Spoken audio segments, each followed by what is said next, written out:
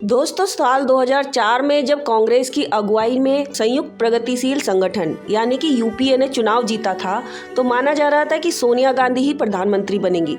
एक तरफ कांग्रेस पार्टी पूरा जोर लगा रही थी कि सोनिया गांधी पीएम पद स्वीकार कर ले, जबकि विपक्ष उनके विदेशी मूल के मुद्दे को लेकर विरोध कर रहा था। इसी उधेड़बुन के बीच पूर्व वित्त मंत्री और प्रगाढ़ अर्थशास्त्री डॉक्टर मनमोहन सिंह को प्रधानमंत्री बनाने का ऐलान किया गया। उन्हें प्रधानमंत्री बनाए जाने का किस्सा भी बेहद दिलचस्प है। दरअसल 2004 लोकसभा चुनाव के नतीजों का ऐलान 13 मई को किया गया था। नतीजे सबके सामने थे। एनडीए को हराकर यूपीए चुनाव जीत चुकी थी, लेकिन सवाल ये था कि प्रधानमंत्री कौन बनेगा। पार्टी में अगले कुछ दिन इसी कमोबेश में रहे कि सोनिया गांधी जल्द से जल्द प्रधानमंत्री पद को स्वीकार कर ले। फिर आया 18 मई 2004 का वो दिन जिसे भूल पाना आसान नहीं है। पार्टी के लगभग 200 सांसद संसद के प्रकोष्ठ में प्रतीक्षा कर रहे थे कि सोनिया गांधी आकर अपने फैसले का ऐलान करें। इसी दौरान सोनिया गांधी अपने बच्चों राहुल और प्रियंका के साथ आई। उनके चेहरे पर गंभीरता थी, जिसे देखकर कुछ लोगों को लगा कि खबर अच्छी नहीं होगी शायद। सोनिया आकर अपने कई पुराने साथियों का अभिवादन करती हैं और माइक्रोफोन तक पहुंचती हैं। सन्नाटा छाया हुआ था। वह घोषणा करती हैं, पिछले 6 साल से जब से मैं राजनीति में हूँ, एक बात मेरे लिए सदा स्पष्ट रही है, और वह यह है जिसे मैं कई बार कह चुकी हूँ कि प्रधानमंत्री का पद मेरा कभी लक्ष्य नहीं रहा है।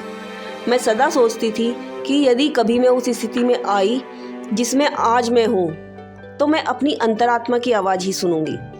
वह थोड़ा रुकी और अपने बच्चों की तरफ देखा और कहा कि और आज वह आवाज कहती है कि मैं पूरी विनम्रता से इस पद को स्वीकार नहीं करूं। इस ऐलान के होते ही कमरे में शोर भर गया। सोनिया ने सबको शांत रहने को कहा, लेकिन कोई मानने को तैयार नहीं था। आप हमें अब छोड़ नहीं सकती, कुछ चिल्लाकर बोले। आप भारत की जनता को धोखा नहीं दे सकती, राजीव के पुराने दोस्त और वरिष्ठ नेता मणिशंकर अय्यर ने चीख कर कहा था। लोगों की अंतरात्मा की आवाज कहती है कि आपको ही अगला प्रधानमंत्री बनना पड़ेगा।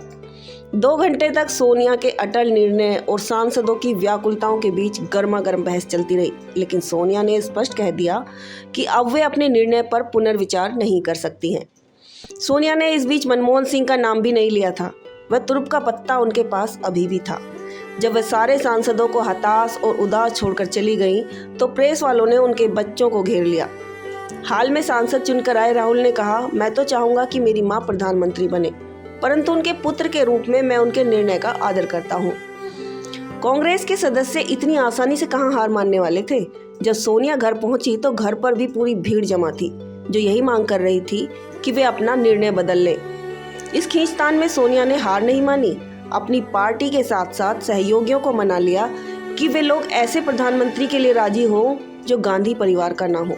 पूर्व विदेश मंत्री नटवर सिंह ने अपनी autobiography one life is not enough में कहा है कि 17 मई 2004 दोपहर के लगभग 2 बजे वे 10 जनपद पहुंचे। उन्हें अंदर बुलाया गया। कमरे में सोनिया गांधी सोफे पर बैठी थी। वो बेचैन दिख रही थी। मनमोहन सिंह और प्रियंका गांधी भी वहां मौजूद थे। तभी राहुल गांधी वहां आए। सोनिया गांधी से सीधे राहुल ने कहा, आपको प्रधानमंत्री नहीं बनना है।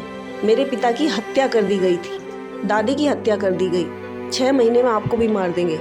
इसके बाद वह सन्नाटा पसर गया।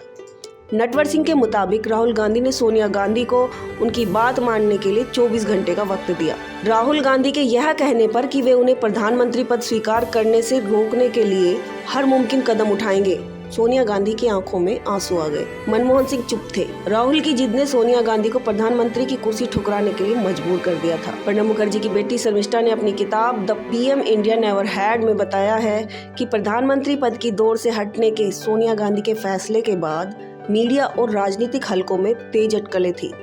इस पद के लिए प्रबल दावेदारों के रूप में डॉक्टर मनमोहन सिंह और प्रणब के नामों पर चर्चा हो रही थी। मुझे कुछ दिनों तक बाबा प्रणब मुखर्जी से मिलने का मौका नहीं मिला, क्योंकि वह बहुत व्यस्त थे, लेकिन मैंने उनसे फोन पर बात की। मैंने उनसे उत्साहित होकर पूछा कि क्या वे प्रधानमंत्री बनने जा रहे हैं, तो उनका 2 टूक जवाब था, नहीं, वह मुझे प्रधानमंत्री नहीं बनाएंगी, प्रधानमंत्री मनमोहन सिंह होंगे। हुआ भी ऐसा ही। ऐलान हुआ कि अगले प्रधानमंत्री डॉक्टर मनमोहन सिंह होंगे। 22 मई 2004 को सोनिया गांधी ने राष्ट्रपति कलाम द्वारा डॉक्टर मनमोहन सिंह को प्रधानमंत्री के रूप में शपथ ग्रहण कराते हुए देखा। शपथ ग्रहण के पश्चात मनमोहन सिंह सोनिया के पास आए, थोड़ा सिर झुकाए हुए, एक ऐसी भंगिमा लिए जिससे मालूम पड़ता था कि उनके बीच एक समझौता हो चुका है। मानो वह स्पष्ट करना चाह रहे हो कि शासन तो उनका है, पर राज सोनिया का है। तो दोस्तों ये थी डॉक्टर मनमोहन सिंह के पीएम बनने की पूरी कहानी। अगर आपको पसंद आई तो हमारे चैनल को लाइक और सब्सक्राइब करें और इस खबर को ज़्यादा से ज़्यादा शेयर करें।